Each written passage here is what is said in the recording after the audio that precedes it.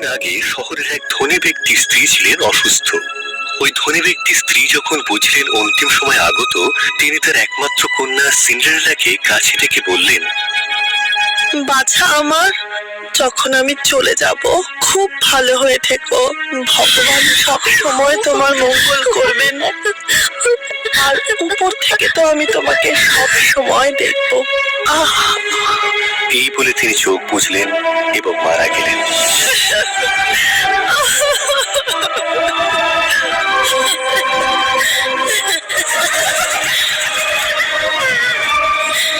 মেয়েটি প্রতিদিন তার মায়ের সমাধিস্থলে যেত আর কাঁদত। সিন্ডারেলার বাবাকে কাজের সূত্রে এদিক ওদিক ভ্রমণ করতে হতো। তিনি স্থির করলেন আবার বিবাহ করবেন, যাতে সিন্ডারেলার খেয়াল রাখতে সুবিধে হয়। তিনি এক বিধবাকে বিবাহ করলেন, যার দুটি কন্যা ছিল।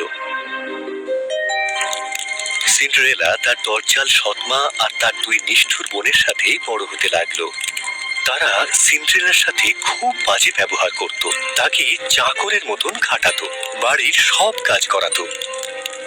একদিন সিন্ডারেলা বাড়ি ঝাড় দিচ্ছিল, আর ওর দুই বোন সোফায় বসে বসে হ্যাংলার মতন ফল খাচ্ছিল।